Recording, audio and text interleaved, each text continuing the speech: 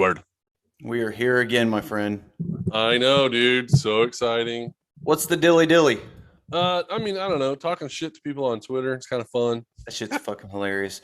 People on Twitter are a different beast. Well, it's just the deal is that every person that you encounter, they are the epitome of like Homer fans. Like they can't see anything wrong with their team. And so when you poke at their team, they're like, no way, man. We're the greatest ever. We're going to win the Super Bowl. And they're like, you might not, man. I don't know. Not every team can say they're going to win the Super Bowl. That's not going to happen. Only one team wins the Super Bowl. Oh, and if you're a Kansas City Chiefs fan, your offensive line sucks. Garbage. But anyway, I got a question for you, man. Okay. What's the difference between a pickpocketer and a peeping Tom? Please tell me. A pickpocketer will snatch your watch, but a peeping Tom is going to watch your snatch. I see nothing wrong. I'm nothing false about that. Yeah, I mean, I'm pretty sure it's like a Chinese proverb.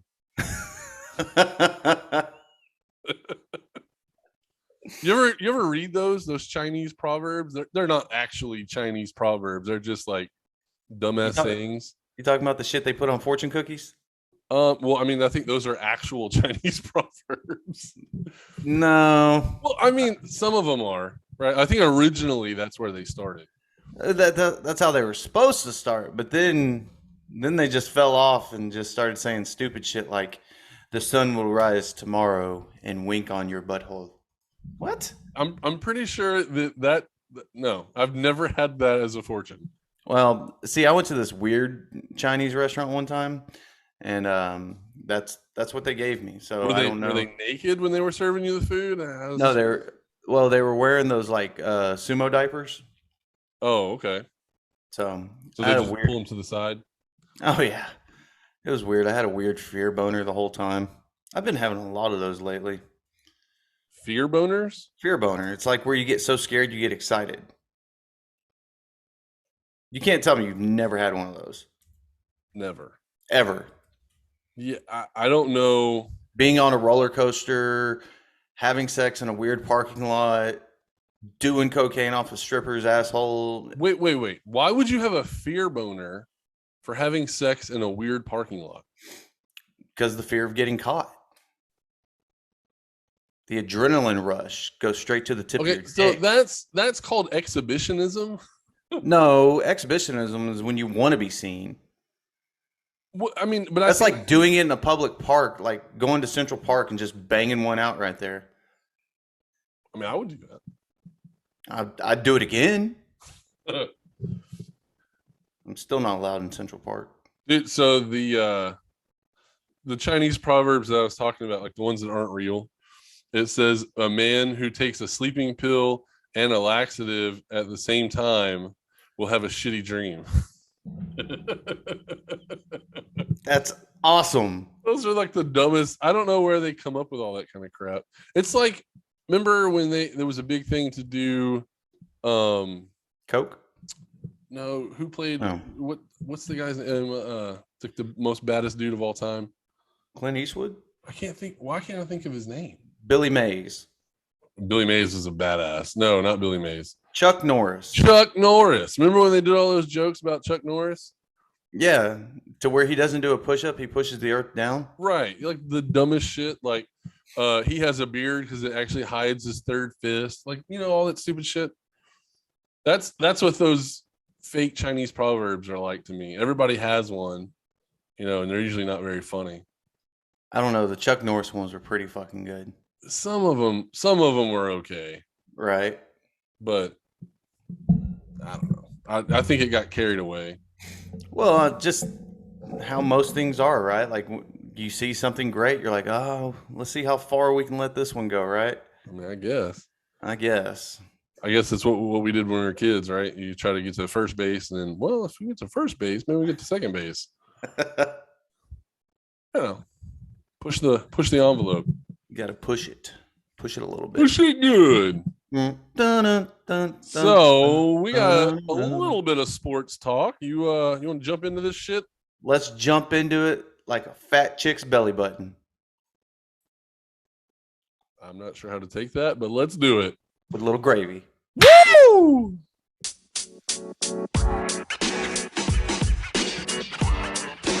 What's up, ladies and gentlemen? Welcome to another episode of Two Wannabe Athletes Talk Sports. I'm Ed. I'm Zach. Here we are again, assholes, for another train wreck episode. Hope you brought a seatbelt because we don't have one and we're probably going to crash.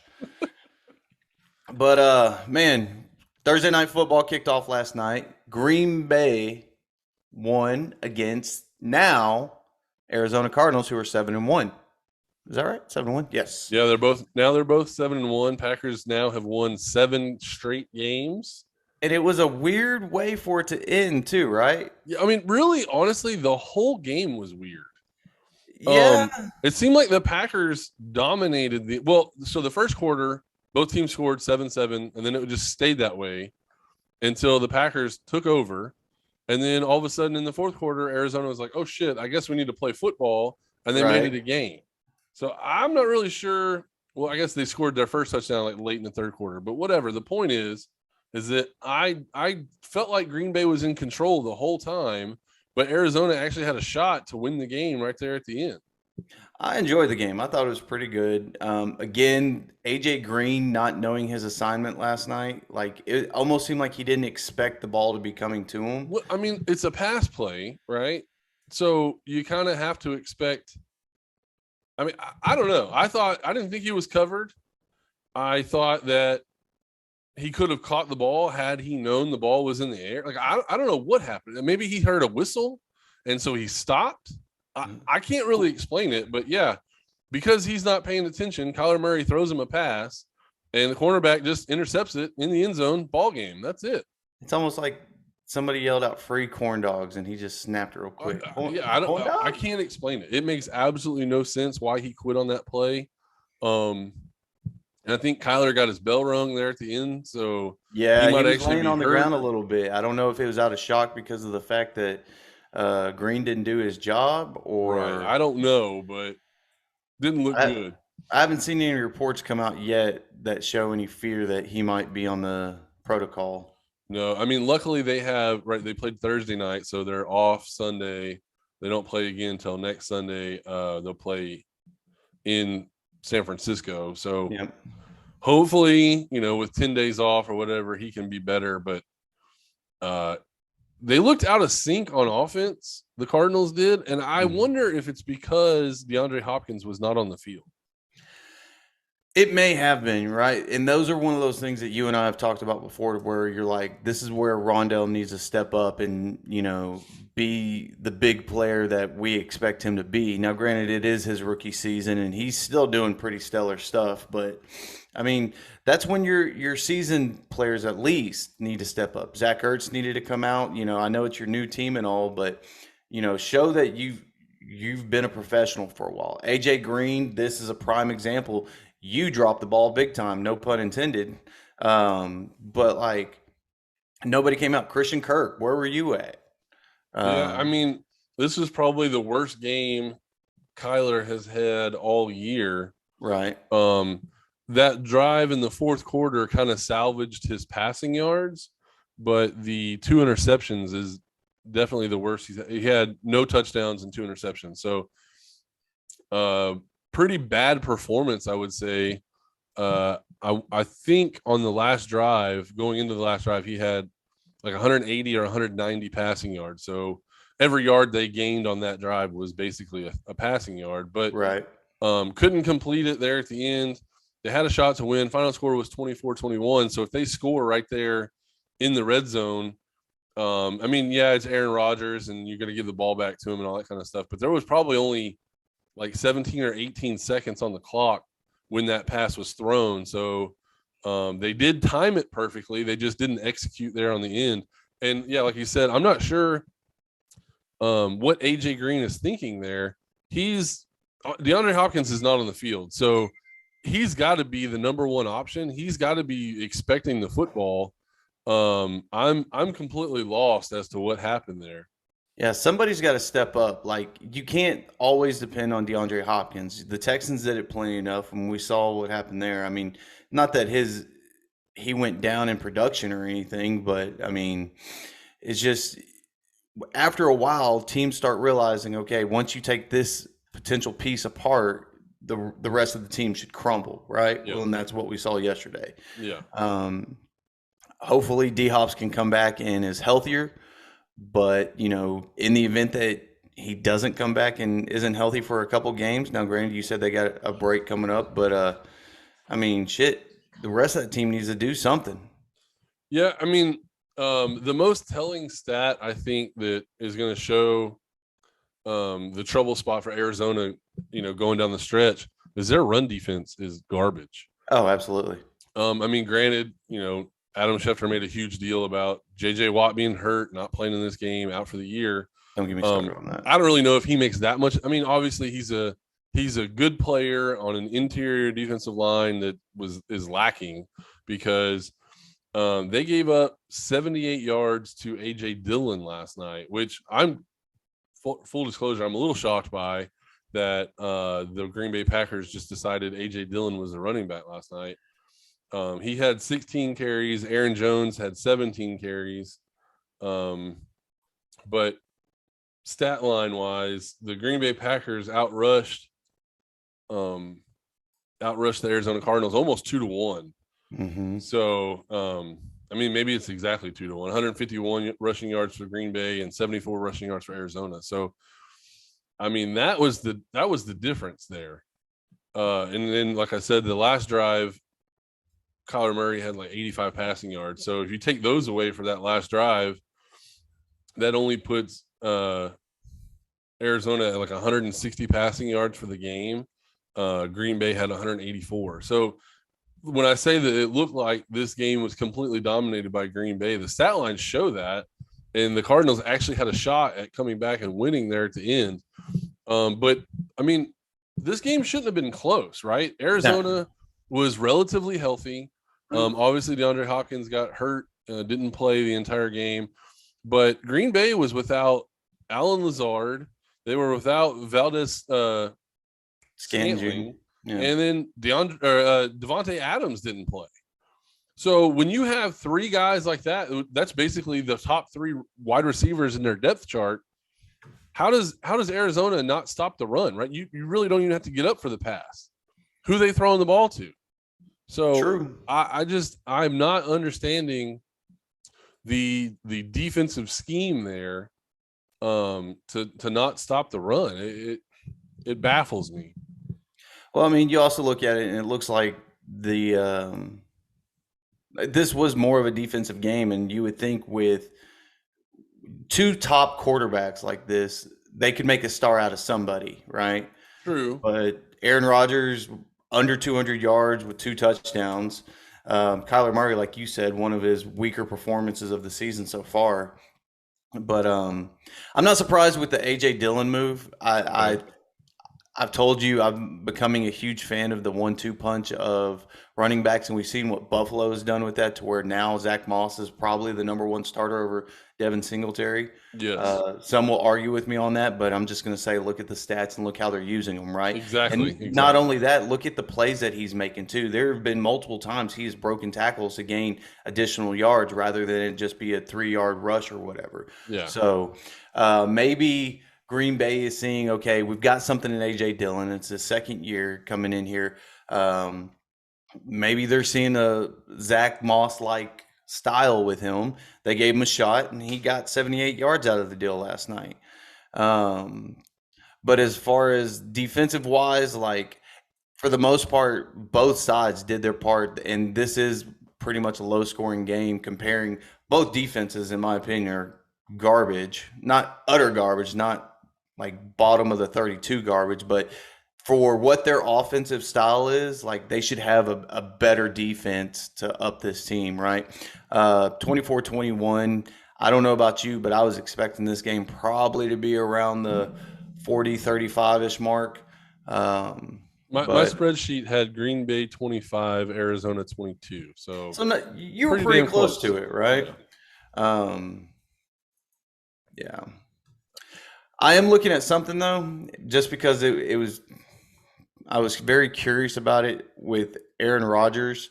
I was comparing his previous last year's season up to week 8 to this season's week 8. And to my surprise, he is actually on the uprise from last year. He's at through 8 weeks, he's averaging 281 yards compared to last year. He was averaging 236. He's averaging 3 touchdowns to 2.25, and he's averaging. They're both years have been under 1 interception average per game. Nice. So there may be some truth to your whole theory as far as whatever team he's on is going to win the Super Bowl. That's how I feel. I still, again, going back to the defense, I think the defense needs to do something different. Well, I mean, we've seen great offenses go into the Super Bowl and get crushed by a top 5 defense. So correct. I think there's got to be some truth to that. You have to have a defense to win the Super Bowl. That's why we've seen Green Bay sign so many of these players that have been cut that are, former superstars or former, brink superstar defensive players, because they know they've got a great offense. Mm-hmm. They know they have a supremely special quarterback. They just need that defense to be able to stop people, and they don't have that right now. So yeah, they're ranked 27th in rushing yards allowed this season. Passing yards, I mean, I don't know, what is that? Maybe 21. They don't have my numbers next to it. But yeah, they're middle of the road. Like, they have some playmakers, they have some people that can make stops, but there's not enough on the defense where if Aaron Rodgers turns the ball over twice, like, they might not be able to come back from that. Right. And like you said, they're going out getting people. They picked up Whitney Merciless last week, right after he got let go of the Texans. Is he going to come on this team and make a difference? Not Maybe much. Not. But they need. They're trying. So one of the things that you and I have lacked to talk about on air and off air is we're coming up to the trade deadline. Yeah. Do you see Green Bay making a monster trade? No. Do we see somebody like, I don't know, Khalil Mack come to Green Bay? No, he plays for the Bears. So right, but he can be traded. That's what I'm saying. Right, but what I'm saying is they're not going to trade him in the division. There's no way. No, they wouldn't do that. That's stupid. Well, we've seen it done before. In baseball, it's happened before. We've seen it plenty of times in football. Where? Well, that's more teams signing somebody, I guess. Rather right. I was going to say free agents are different, but remember, like, even Brett Favre, Green Bay would not let him go to Minnesota. He had to retire, go to the Jets, and then he went to Minnesota. Remember that? Yeah. So I mean, and that was when they thought Brett Favre was dead and gone. They still would not let him play for Minnesota. So the idea of they're still going to trade people in the division, that just doesn't happen. I mean, I'm sure there are examples. I'm sure I'm going to hear it on Twitter, like, "Oh, you're an idiot. We had this trade. Look, we did it right here." I'm sure it's happened, right? The NFL's been around for a while, but for the most part, nowadays, you're not trading people in the division. So nowadays, correct. I'm just going through quick list right now. No. Nope. Just got the alert that Baker Mayfield is going to start on Sunday against Pittsburgh. And Cleveland fans are pissed that Case Keenum is not playing. No, they're not. I'm fucking with you. I don't know. No, Case Keenum had his one spot start. He got a W. That's all they needed. Well, if Baker comes out and loses his next one, then it's probably going to happen. If they lose to Pittsburgh, I mean, then they don't deserve to make the playoffs. Found it. What? From the Eagles to the Redskins, quarterback Sonny Jurgensen in 1964, sir. That was a monster trade. Yeah, that was like last week, wasn't it? Rocked the world. We don't even know who those players are. Rocked them. We don't even know. You're crazy. Yeah, a little bit. Oh, I still stand with my statement. That doesn't happen very often. Willie Brown, cornerback from the Broncos to the Raiders in 1967. Your mind is still blown by that one. You couldn't believe it. In your daddy's nutsack, you could not believe that the Broncos traded Willie Brown. I think I was like, you said 1967? Yes. So I was like negative 38 years old. Yeah, I was real worried about that. Oh, you bring it up every now and then. I got to tell you to calm your tits. That shit was a long time ago. I guess. Fucking Broncos fans. Anyway, the point is, it doesn't happen very often. I don't think he's going to Green Bay. I mean, do they need somebody like that? Yeah. They need a disruptive force. Had Von Miller not gotten hurt, that would have been a target. Okay, so what about Zach Cunningham? Because a lot of Houston news has been Zach Cunningham sucks. Led the league last year in tackles. Zach Cunningham sucks. Right now, one of the sites that I frequent to, and they've been pretty good about most of their stuff. Broncos trade 2022 fifth round for Texans linebacker Zach Cunningham. These are all speculations. Yeah. No, I mean, he sucks. The Broncos, the only reason why they're even looking to get bottom of the barrel linebackers is because they have 6 linebackers on IR. Ooh, what do you think about this one? The Jaguars to trade a 2022 fifth round to the Giants for Evan Ingram. Man, so I like Evan Ingram. He has done absolutely nothing in the NFL to warrant me to like him, but like he's completely he's crazy athletic. And I think if he was in an offense where he wasn't like the number, because like in New York, I don't really who do you cover, right? There's nobody really on that team that's any good, right? Like Sterling Shepard, maybe a couple years ago. He has flashes every now and then. Darius Slayton, same thing. Kenny Golladay, if he could stay healthy, would be the guy, right? But he's never been healthy, so I don't know. That's what they went in with the whole mindset of signing him was like Kenny Golladay was going to be the top number 1 wide receiver in New York, but him and Danny Dimes just don't jive together. Well, it's because Kenny Golladay can't stay on the field. So, I mean, this is true. If he could stay on the field, then okay, maybe they can get some chemistry. He can get to where he trusts him, all that kind of stuff. But he's not. So, if that's the case, Evan Ingram is the only other. I don't know. Maybe in Jacksonville he can just get it's a change of scenery, and he can be back to who he was coming into the NFL. But I don't know, man. Would that push Jacksonville over the top? No, God no. But would it improve their offense? Yeah. Yes, ma'am. Oh, they came in.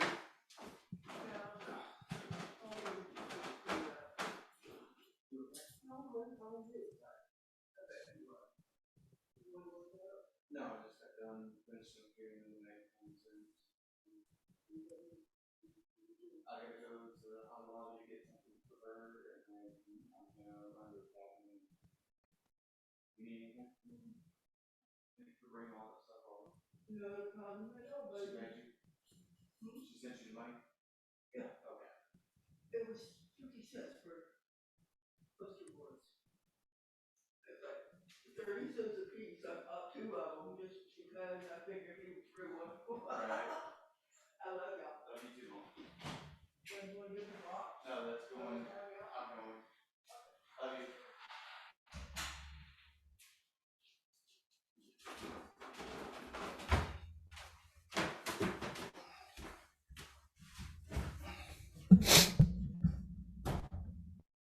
Why are they tagging people? All right, ready?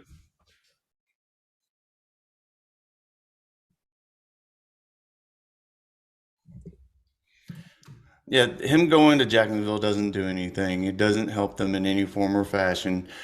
Next year, if he stays healthy, possibly, but You said it's a I'm not fifth seeing round anything pick. else from it. You said Yeah. they're suggesting a fifth round pick. Well, if it's a fifth round pick, I mean, who are they going to get in the fifth round of the draft that's going to be better than Evan Ingram? Probably nobody. So that's probably a good Well, trade. based off this site, a lot of those trades were fifth round for somebody. And Okay. I'm just like, one of them was the Packers trading for Kyle Fuller from Denver, with Denver eating half his salary. Yeah, I mean, And I know Denver at you're a this fan of point, that. they're desperate to get rid of that dude. He sucks. Right. He's burnt every other play, man. Like if I was an offensive coordinator, I would come up with like a special package that anytime he's on the field, I would go to that wide receiver. So that's Who do you think needs to make the biggest trade to save their season? San Francisco. They either need They to need a trade for a lot, though. quarterback or they need to, buy some fucking stem cells and make sure that Trey Lance doesn't get hurt. But they also need to like implant So smarts into his brain so that way he knows the offense already. I don't see them trading for a quarterback. I see them trading a quarterback, Okay. and probably, and of course, I'm hinting towards Jimmy G. Yeah. Jimmy G getting traded for, I want to say another wide receiver, but I mean, Brandon Ayuk and Debo, like, Ayuk needs to do something. I could also see Brandon Ayuk on the trading block.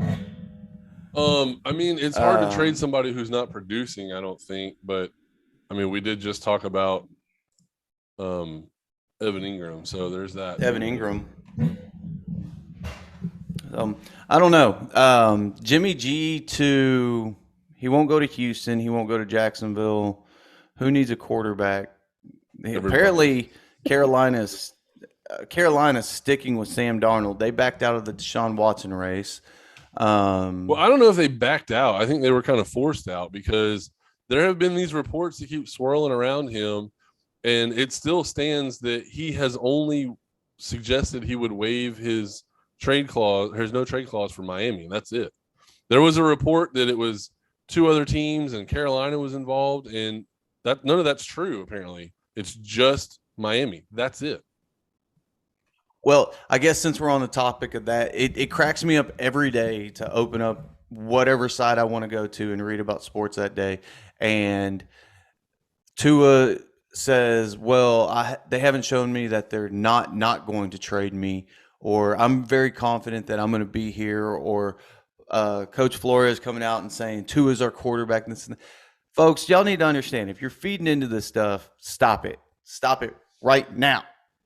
Because at the end of the day, the GM and the owner get to make the decision who's coming and who's going. So their head coach can come out and say all he wants is that Tua is our quarterback. Well, This and and that. that's But what if he's that supposed to GM say. says right, but like at the end of the day, don't be surprised by November 2nd if you see Deshaun Watson being a Miami Dolphin. And I still think that the whole possible like NBA like trade between multiple teams for Deshaun Watson might happen, which I think would be really fucking cool and confusing at the same time. But I could see something like Tua going to Washington, Washington giving up a first round draft pick and a second round draft pick for Tua. Those draft picks from now Miami go to Houston to get Deshaun Watson, and plus, I don't know, Myles Gaskin. I don't fucking know.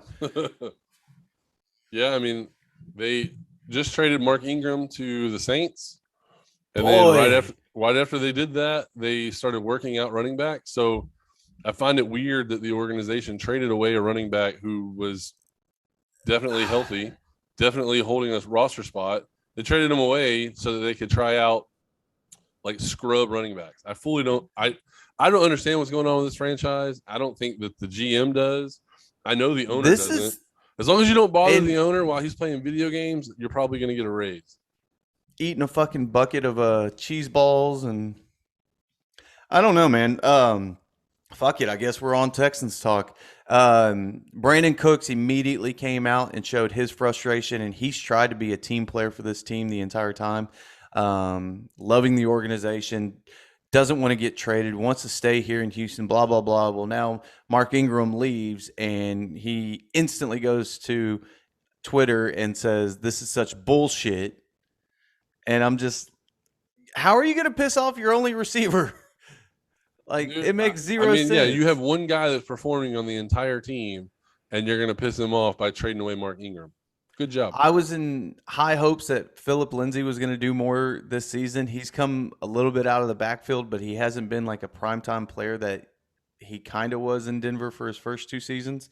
But you're looking at a team of just fucking nut scabs that just got thrown together, and they're like, "All right, here you go.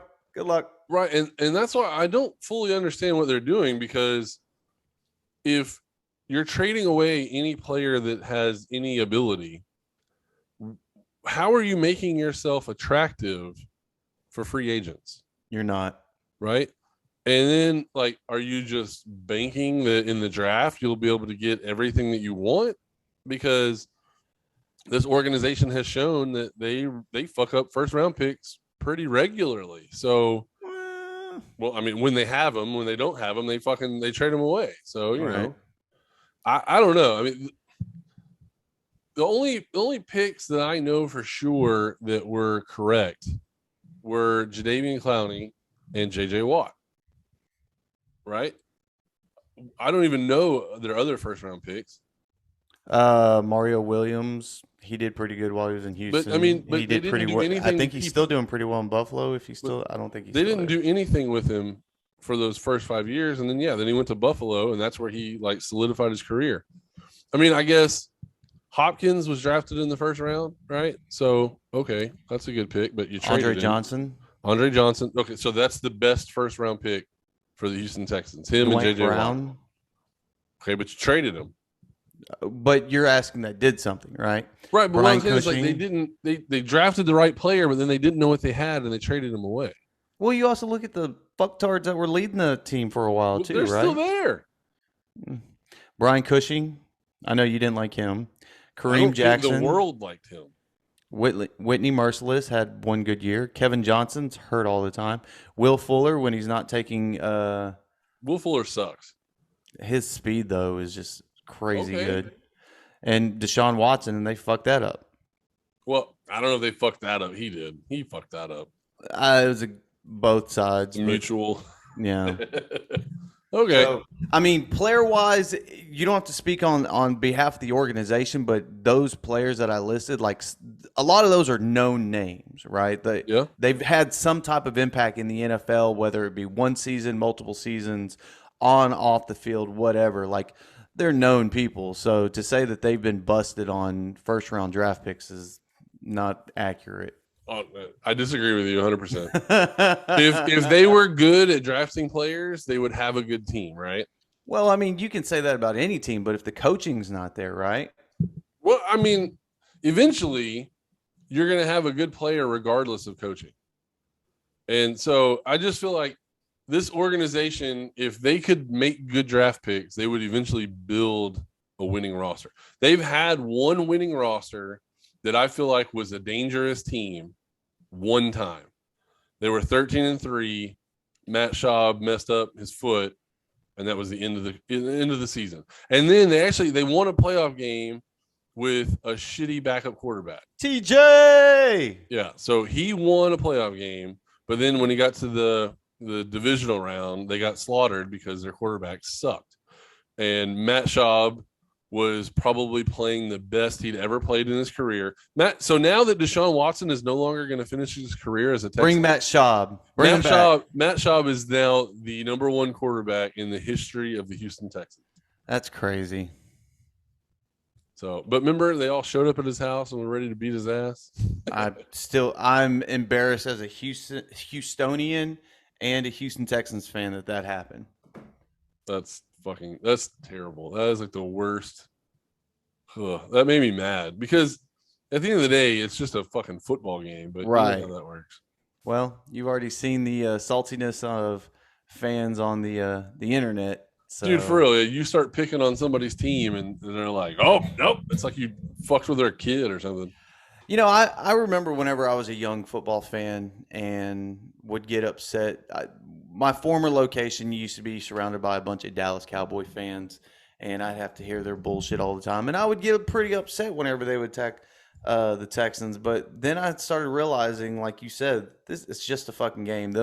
Those millionaire athletes don't give a fuck about me or my feelings. So not at all. But it's one thing to get passionate about it. It's one thing to live every day of your life saying that the Philadelphia Eagles are the best team in the NFL because they won that one Super Bowl. And that's more of where I'm talking about. Like I know that those guys on the field, they don't know who we are. They don't give a shit. They know us. Well, I mean, of course. They listen to the show. Right.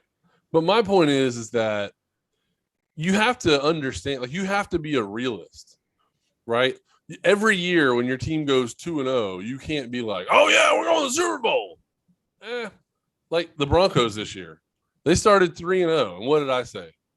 I said they're going to lose their next 4 games. What did they do? They lost their next 4 games. So, have you talked to a Cowboys fan this year? Yeah, a couple of them. They're fucking psychotic right now. Well, I mean, their team's 6-1, right? So yeah, I got that. But whatever.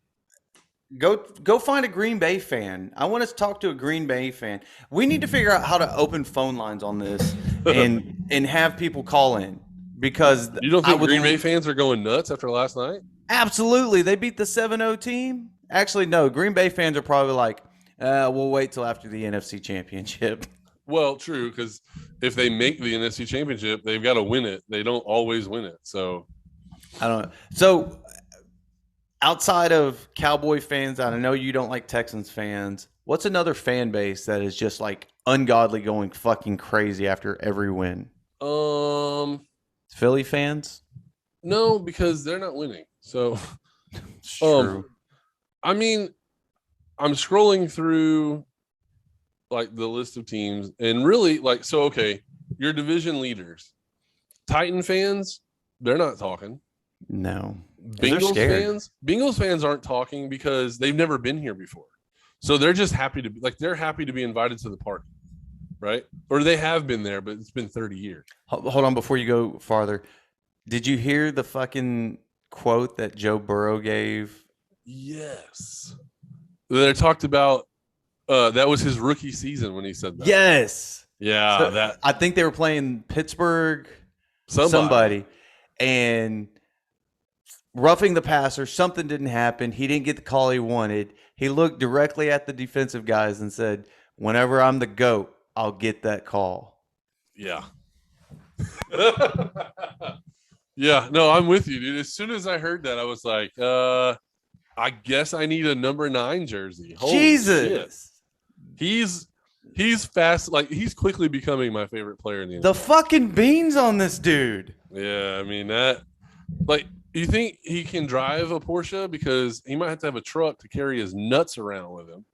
Dude. Good Lord. I almost want to get a black and white photo of him smoking a cigar after winning the national championship in the locker room and just post it up on the wall and just be like this dude every day. For real. Like, that dude plays like a champion every day. He is making his own motivational posters right now.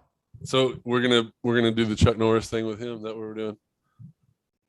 I think we can start something. I mean, you can give him a nickname instead of Danny fucking Dimes. I didn't give him the fucking nickname Danny Dimes. No, but you call him that every chance you get, and he blows goat. It pisses you off. Because I don't like him. Motherfucking Danny Dimes. Ooh, Jimmy G to the Giants? Why? They have a better quarterback. Danny Dimes is better than Jimmy G. Wow. Yep. I think Daniel Jones is not necessarily starting to put it together, but he's at least capable of being a starting quarterback in the NFL. I don't think Jimmy Garoppolo should be a starting quarterback in the NFL. I think he's a backup. I think it's just a clusterfuck of stupidity in the Giants organization that don't know how to organize a bunch of fucking grown men to be very possible. Professional football players. Like, how can you suck this much for this long? Also, go across the water and same things asked about the Jets. True. Like, how can you suck this long? Continuing with crazy fans, I haven't heard anything from Raider fans. Have you? They're leading the AFC West. No, just because of the fact they're trying to stay low right now with John Gruden doing his thing. Exactly. Buffalo Bills. Have you heard their fans going crazy? They don't shut the fuck up. I can't tell you how many tables I've seen broken on the side of my fucking neighborhood. But you don't like it? I love that. Oh, I think it's fucking hilarious. There's nothing like watching a video to where the husband says I do and the wife says I do, and then he power bombs her through a fucking table. Like, that is he power bombs her, then he jumps up and he shotguns 2 natties. Oh, I love it. I love the ones where they have the midgets jumping through like mini tables. I fucking lose it every single fucking time. I think they're called little people. Gold jacket, green jacket. Who gives a shit? All right. I will tell you one fan base that will never shut the fuck up, but we're not there yet. So Cowboys fans, you already said, are going crazy. Cardinal fans are probably not going crazy, but they definitely have calmed down. Are there Cardinal fans? Because I can't say I've ever met one. This is true. I mean, I'm sure there's some Oklahoma Sooner fans that are just rooting for the Cardinals, but that's probably it. How about the LA Rams? LA fans probably don't shut up, but I'm not on whatever social media app that they're using because it's probably something that hasn't gone mainstream yet. I feel like LA fans right now aren't really worried about this is how I feel. I feel like if you're an LA sports fan, you only give a shit when the team is good. Right. And you only want to go to the games because you want to see who else is there.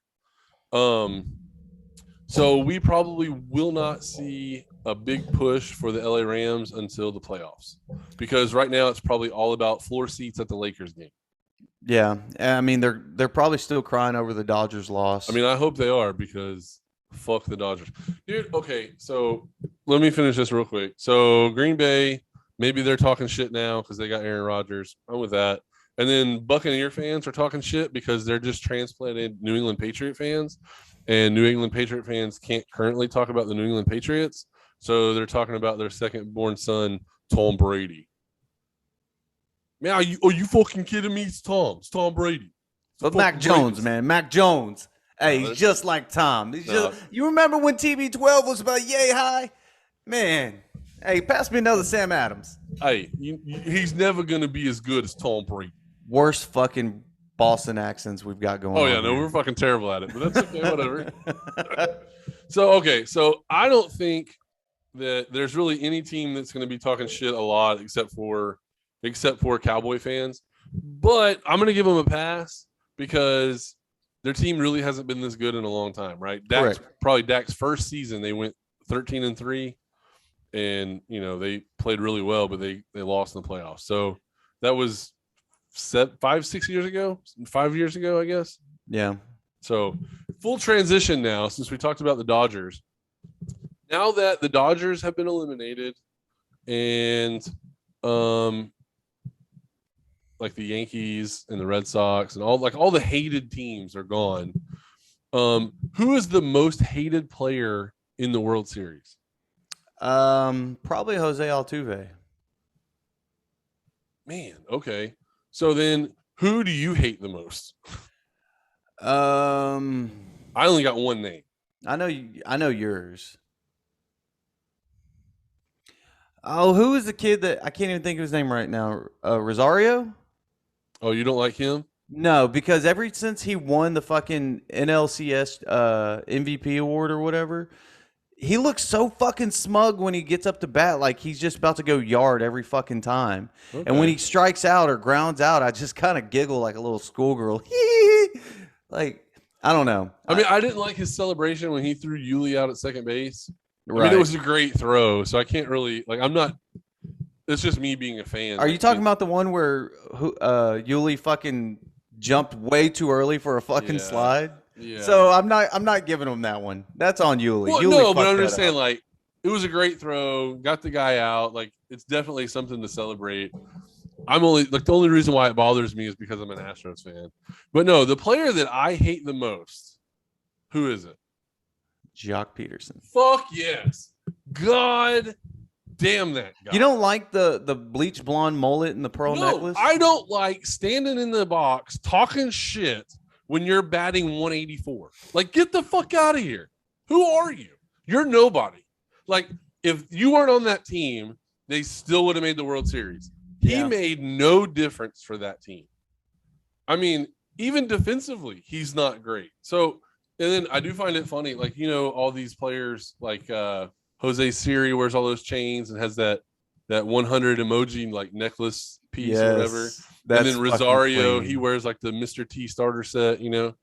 But like Jock Peterson, what was that? Oh, Jock Peterson wears a pearl necklace. Was used without your knowledge or consent to visit websites that contains What are you doing? What the hell? To unlock the computer, please call support. That was weird. I put in ESPN and it said I was getting locked out of my what the computer. Full disclosure, no porn has been seen on this computer. I was gonna say, what porn site was that? It sounded no like porn. Only porn is on my phone. But yeah, no, Jock Peterson pisses me off. And he wears a pearl necklace, which that's just that's I'm not understanding that whole thing, but also at the same time, like I've never really understood baseball guys. Baseball dudes try to do like I mean he's a lot of extra shit. All baseball dudes are weird, so there's that. Do you have any superstitions while the Astros are in the World Series? Is there something that you do every game day or prep before you watch a Astros game? Or I mean, it depends on where I'm at. Okay. So like at work, I don't have my TV on the game. Okay. But I still watch it on the other person's TV, which is stupid, but that's just what I do. At home, I have to sit like in a certain spot on the couch. But I mean, you know, I just for the most part, I just don't want people to talk to me. Do you wear a certain item of clothing or no? I didn't get my first Astros jersey till like just recently. Yeah. And I actually only bought it because my son, he's playing baseball currently and they're the Astros this year. Nice. And so like the other coaches wear an Astros jersey. So I just wear one just to fit in. Like, so that way I look like an actual coach, right? Instead of just some jerk off wearing a t-shirt. Right. But yeah, I don't know. I'm a big believer in not wearing a jersey of someone who is the same age or younger than me. There's a lot of people that don't give a shit about that, and I'm not really even sure why it bothers me, but because of that reason, I've never really had an Astros jersey. I want a Billy Wagner jersey, but I can't find one. So make one. You can but you have order to pay, custom ones. Yeah, it's like $250. All the rest of the jerseys are like $150. I will tell you this: there's nothing like the experience of being at. For me, it was Minute Maid Park, wherever you listeners go to if you don't go to Minute Maid, but going and getting a custom jersey made there while watching the game in center field. Now, I'm sure they've changed the station, the location of where it's at since then, but that was fucking awesome to me. Like getting my own jersey with my name on it. Yeah, fuck you. I did it. What's up? And it was a good feeling, right? And as I got older, like I realized I'm kind of on the same boat with you. Buying somebody the same age, let alone getting another dude's name and wearing it, like it's a little weird. But if that's your thing, I'm not judging you. You do you, boo boos. But me personally, if I'm gonna get a jersey, I'm gonna get my name or my kid's name on it. So yeah, I'm with you. Like my kid's name, I'm for sure with. Like that makes sense. But I mean, for the most part, though. You just get the last name, and that's your last name, so it doesn't really matter. We're already on the talks of it. Tonight is Game 3 of the World Series. The Houston Astros are in Atlanta right now, facing off against the Braves. Luis Garcia. Is it Luis or Luis? Luis. Sure. Versus Ian or Ian? It's Ian. Ian Anderson. Yeah. The only person that I know that has an Ian as a name but goes by Ian is the guy 90210 calls the football games. Oh, I thought you were talking about Ian Eagle. Is that his name? You're just making shit up now. No, I swear to God, I think that's his name. Astros are favored by 1.5 runs. They've got the over under at 8.5. I'm sure that's going to change closer to game time because it did last time to where it jumped up to 9, and we had a push on that. I think didn't we? Didn't 7-2? Yeah. Well, the first game was 6-3 or 6-2. 6-3. Okay, and then the second game was 7-2. So I don't bet baseball anymore. I tried it at the beginning of the it's season. too difficult. Like we should have just bet series and we would have been better off. But if you are betting real quick, go ahead and check out rrsportsbetting.com. Text 1-877-BET and win and use the code Wannabe for the offer that they got. The offer they have going on right now to where you get no juice till the new year or $100 in free play. If you're not using the $100 free play, well, then I guess you don't like free money. Right. No deposit required. It's instant. Settle up every Monday. I mean, it's a great way to do it, man. And then if you're not a fan of the Astros or the Braves, which not many of you guys are, then at least you'll have, some skin in the game and you'll have some reason to watch the game and you'll be interested in the outcome.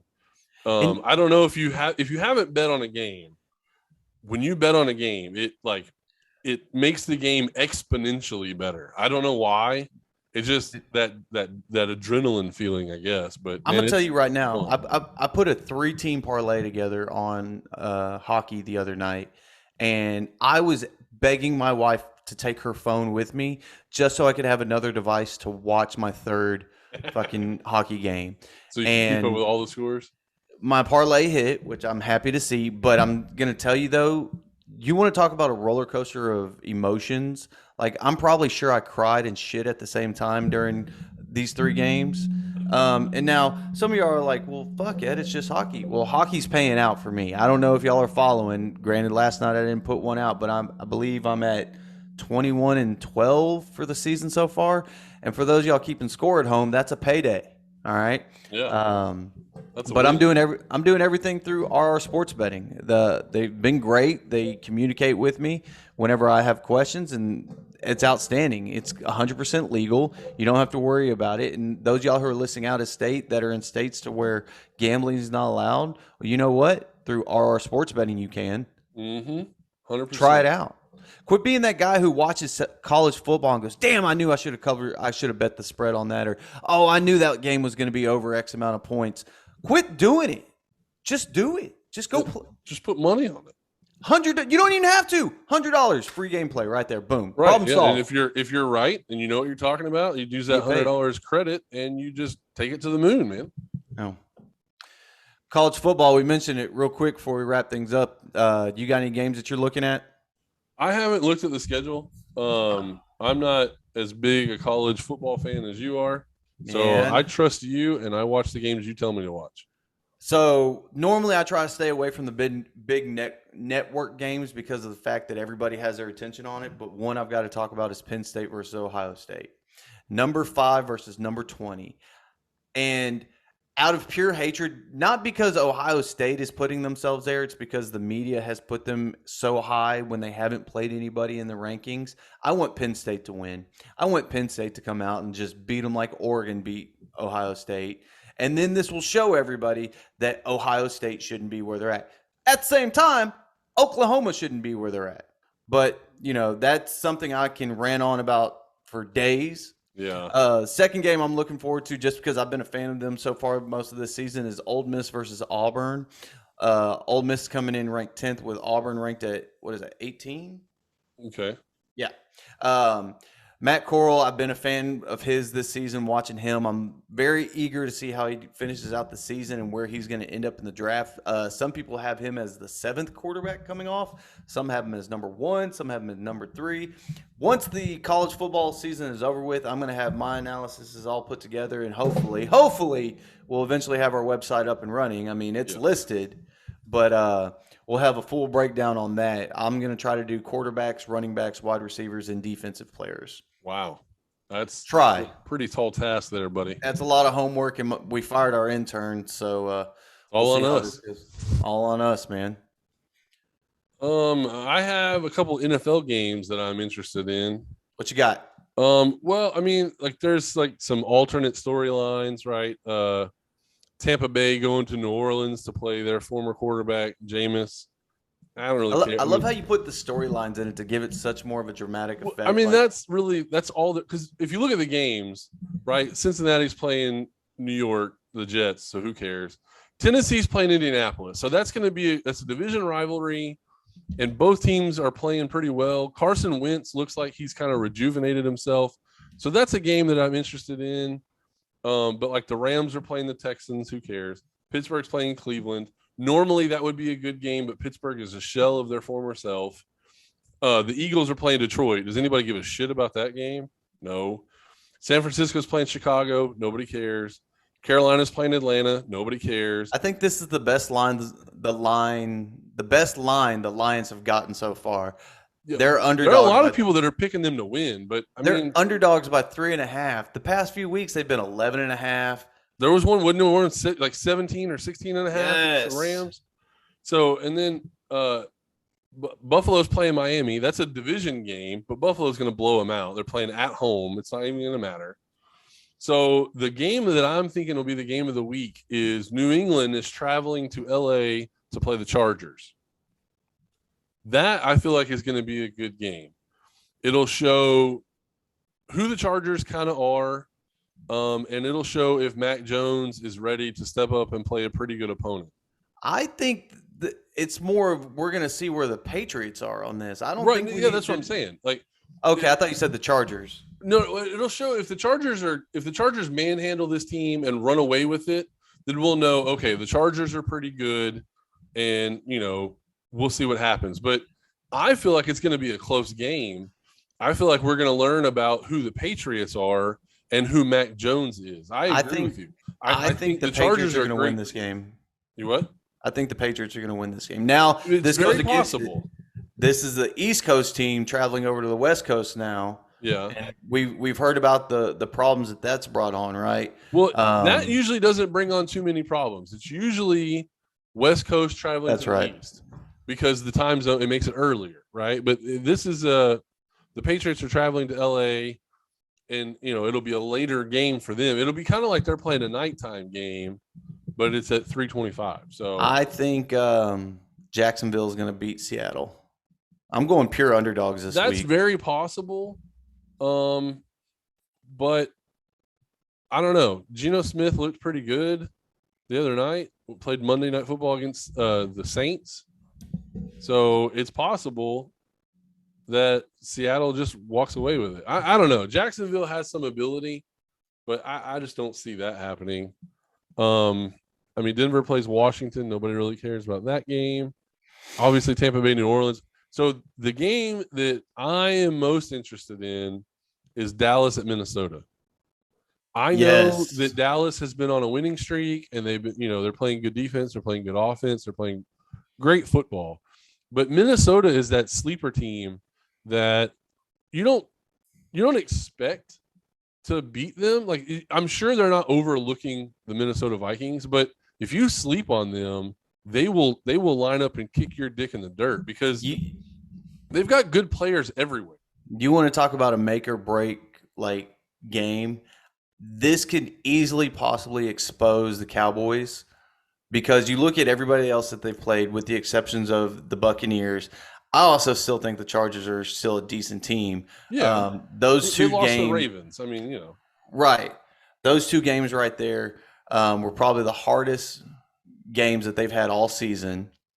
Now, some people will argue and say the game against New England was troubling, but I don't think New England is at the level of where Minnesota's at, right? So Minnesota right now can actually come out and show the remaining teams on Dallas' schedule how to beat them, right? Yeah. Also, at the same time, though, if Dallas comes out and just shows out and beats up on this Minnesota Vikings team, I'm going to have to change my answer, and they're probably a very strong contender for the Super Bowl. Yeah, I think that this will be a true testament to where Dallas is. Offensively, I think we know where they are, and this will be a good front seven for them to go against. But then on the flip side, this will show us who Dallas's defense actually is. Yes. Are they really as improved? Is Diggs really like the player of the future? Is Micah Parsons really a difference maker for this team on defense? So, Justin Jefferson and Dalvin Cook and Adam Thielen, Like they'll make you work. So this right here, I think will be a true test for the Dallas defense. You have a prediction for the game? I don't. This one I don't. I think it's such a toss up to where Dallas can come out closely win by 3-7. At the same time, they can come out and probably win by 20. And on the flip side, you can say the same thing about the Vikings. They can come out and win by 3 or 7, or come out and win by 20 plus, right? I think we're going to see, depending on the health of Dalvin Cook, which I haven't looked at any reports. I know he's on your team. He should be healthy. He may come out and light the Cowboys up, because you look at all the previous teams, not one of them had a very strong running game, right? I think out of all of them, you look at them, you could probably – Christian McCaffrey was out against the Cowboys, I think, so we can't say that. Saquon, I think, was out against the Giants. The Patriots – they have 75 running backs, so you never know who's starting there. Tampa Bay doesn't have a run game. The Chargers had Austin Eckler, and Austin Eckler's on and off here or there. So this is the first time they're going to see a top 3, top 5 running back, and we're going to see how they handle it. Now, if the offensive coordinator and the head coach can devise some great plans where they make it keep thinking that Dalvin Cook is running it, and then you lob it to Justin Jefferson or Adam Thielen, like there's going to be some huge problems for Dallas's defense. Yeah, so, I mean, really, even Irv Smith is obviously on IR, so they're missing that link. But Tyler Conklin has filled in pretty well for him. He stepped up here and there, but everything I'm saying can be exactly mirrored by the Dallas Cowboys. True. If they run Zeke on there constantly, you don't know if Lamb or Cooper is about to get the ball. You don't know if Schultz is getting the ball, right? True. 100%. So, and Dak has that ability to spread the ball around. I mean, he's a really good quarterback. So, and I'm gonna hate if I rehear this audio clip from Cowboy fans, but this is probably the most excited game I've ever got for a Cowboys game. Right now, the line is Minnesota -3. That could be just because they're playing in Minnesota. Right. Usually the home team has an advantage, but the over/under is 52.5, which is kind of on the high side for an NFL game. I mean, I'm showing on my spreadsheet, I'm showing Dallas 22, Minnesota 26. So this will probably be a game that I stay away from, but I'm showing it might hit the under, but I don't think I'm going to bet either way. It's a primetime game. I'm going to go with the under on it because history has shown this season so far a majority of the Monday night games have been unders. It's a Sunday night game, but same. Is thing. it? Did I misread the schedule? I didn't scroll all the way down. Monday night is New York travels to Kansas City to play the lowly Chiefs. Chiefs come out and win that one 17-3. No. I'm still going to go with the under on the Cowboys game. If I had to bet that one, I'm going to stay away from the spread on that one. If I'm going to go with any spread, I am going to go with the Texans at 16. So, full disclosure, Kidding. I've bet on the Texans like a couple weeks, thinking they were going to take those points and they were going to cover the spread, and they don't. So no, they don't. I'm staying away from it. Even though they're playing at home, they're going to get embarrassed. At this point, it's not even an embarrassment; it's an expectation. So, no. One I did see though was Buffalo at -14. Yeah. I'm probably going to go with the Dolphins on the spread on this one. I don't see the Bills blowing them out that much, but, I've been wrong before. I don't know. It's a home game. I don't really trust the quarterback for Miami. And I think the rumor is that Miami doesn't trust their quarterback either. That's why they're trying to get Deshaun. So, I mean, I'm going to think Buffalo covers that. Okay. I don't know 100%, but I think they're going to cover that. Well, guys, you can always find us on Twitter, Instagram, and Facebook with our posts for hockey, college football, and NFL. As we always say, go with them, ride with them if you trust them. If you don't, go against them. Do your own thing, but do them at rrsportsbetting.com. That's right. Yeah, if you like us, go with what we're picking. If you don't like us, fade us, and then you can run your mouth on Twitter or Facebook or whatever, and whatever, you can get your satisfaction that way. Either way, do it at rrsportsbetting.com. But also remember, please do it responsibly, okay? Don't be losing your house. Yes. Well, Well, the next time you're at a bar and you want to try to pick a fight with a transgender person, before you get hit in the face, tell them about Two Wannabe Athletes Talk Sports. Not sure why you're trying to fight transgendered people, but It was a last minute deal. I didn't know. oh, well, I mean, the next time that you're taking your dry cleaning in and you have to explain those weird stains on your clothes, break the ice by talking about Two Wannabe Athletes Talk Sports. That way you can kind of glaze over the weird glaze on your pants I see what you did there. and get them to, listen to stuff that you like, and maybe they'll forget about the extra stuff they're having to put in your stuff. God damn, we have to put more starch on it. Yeah. We already cleaned these ones. What the hell is on the crotch? See, at this point, I just take them in. They're like, hey, Ed, number 2? Yep, number 2 again. They're like, okay, we'll take care of it. Yeah. What was this? Was this Taco Tuesday? Yeah. Guys, you know where to find us. We're on all things social media. We're on YouTube. We're on Instagram, Twitter, Facebook, TikTok, and that's about it. So we do appreciate everything. We appreciate the support. We appreciate the hate. Appreciate the love. Appreciate all the curse words. So hope y'all are doing well, and we'll see you next time, assholes. Always the GOAT.